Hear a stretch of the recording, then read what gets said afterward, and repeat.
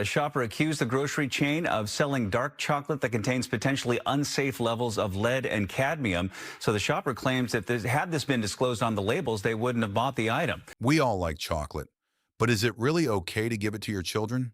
I mean, is it safe anymore? This is not clickbait, trust me.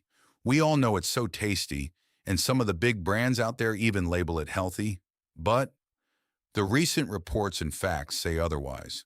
Some of your most beloved brands are on this list, and one of these chocolate companies had to recall their products over fears that they could make people hospitalized.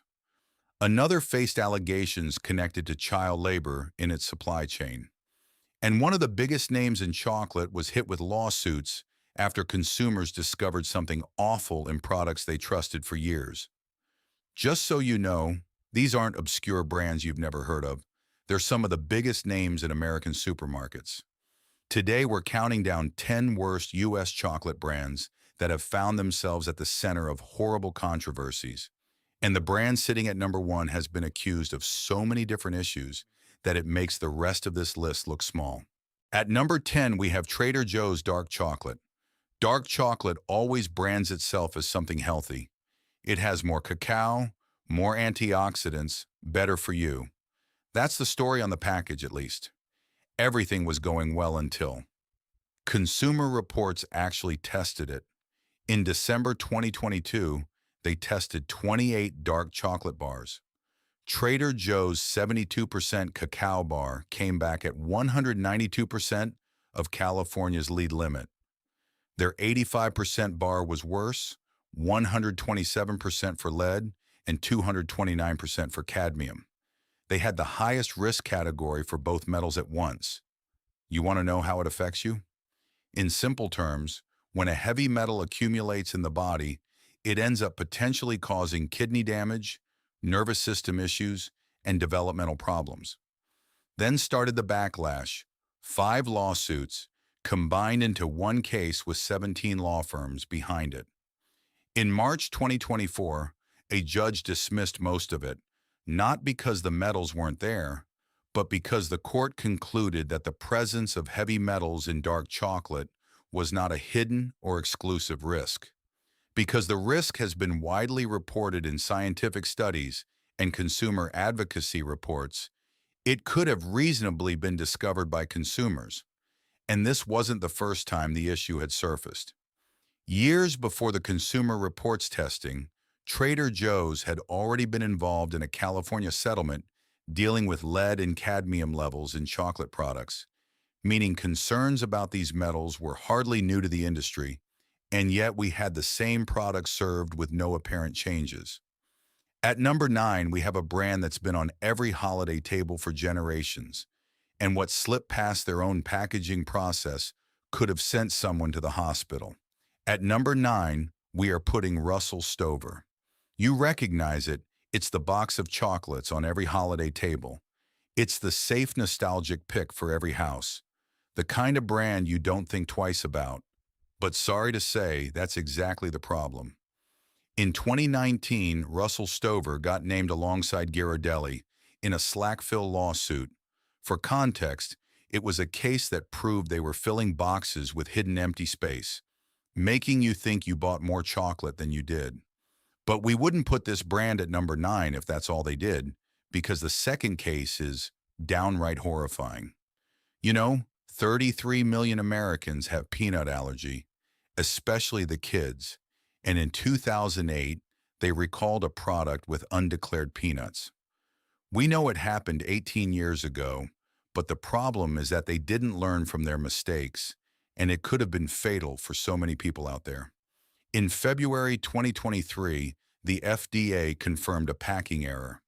Sugar-free pecan delight containing tree nuts ended up sealed inside bags labeled sugar-free peanut butter cups. Someone with a tree nut allergy, trusting a peanut butter label, could have opened that bag and had no warning whatsoever. Nationwide distribution, 2 lot codes, no way to tell from the outside. At number 8, we have a brand that you probably never heard of, but you've definitely eaten what they make. We are putting Palmer Candy Company at number 8. Never heard the name? That's the point. They supply Walmart, Target, Dollar General, and Hy-Vee under more than 10 different brand names. In May 2024, Palmer recalled every white-coated confectionery product after their coating supplier flagged a salmonella risk tracing back to contaminated dairy powder. You think flagging a risk would get it revolved, but nope. 3 months later, it got worse. In August 2024, the FDA upgraded it to Class 1 emergency, the agency's highest risk category, reserved for situations with a reasonable probability of serious illness or death.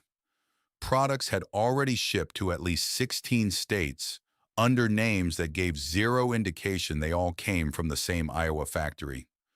You could have had the recalled product sitting in your cabinet and never known. If you feel frustrated just yet, then you are not ready for number 7 because it targets kids specifically. And what the company knew before they told anyone is going to make you mad. At number 7, we have Ferrero's Kinder. It's built around one audience, children. That's what makes this one so much worse. Between December 2021 and June 2022, a salmonella outbreak tied to Ferrero's Belgian plant sickened 456 people across 14 countries. Almost 90% of them were kids under 10. Here's where things get ridiculous. Ferrero's own internal testing caught salmonella back in December 2021.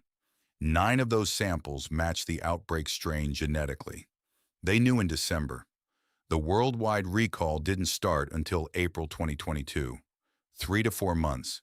And during that gap, products with shelf lives up to 270 days kept moving, kept getting bought, kept ending up with kids. Over 180 products were recalled across 110-plus countries. The plant shut down. Luxembourg opened a criminal investigation. And in July 2023, salmonella showed up again at the same facility. The products out there are not to be trusted, and number 6 is such a good example for this because it markets itself as premium, and what they admitted in court tells a different story than what's on the wrapper.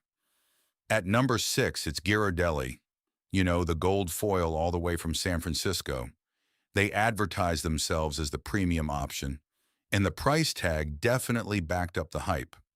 Until in 2016, they paid $5.2 million to settle a case for selling classic white baking chips as white chocolate, when it legally couldn't be called that when it had no cocoa butter inside. Same case with covered chocolate. It was marketed as all natural, but the ingredients did not support the claim. Can you imagine it? All of these products were being mislabeled for the past 6 years. Then in 2019, the company was named in the same slack-fill suit as Russell Stover. But the worst one happened just 2 months ago. In April 2026, Ghirardelli recalled 4 dozen lots of powdered beverage mixes after contaminated milk powder raised a salmonella risk. What is this brand doing? It had a false health claim, a deceptive label, a live contamination recall, and it pushes itself as a premium brand. But Ghirardelli is not the only one selling so-called premium items. Number 5 built its entire identity on finest ingredients. But when their own lawyers went under oath, they said something completely different. We are putting Lindt at number 5. You remember the wrapper? Expertly crafted with the finest ingredients. How lucky we would be if that were true. Because in December 2022, Consumer Reports tested Lindt's 85% bar. It had lead at 166% of California's limit. The 70% bar hit 116% for cadmium. Consumers sued in New York. Lindt tried to get it dismissed. The judge said no. The case is still active. And the crazy thing is that in their own legal defense on the record, Lindt's lawyers said, lead and cadmium are unavoidable in the food supply. Put that next to finest ingredients.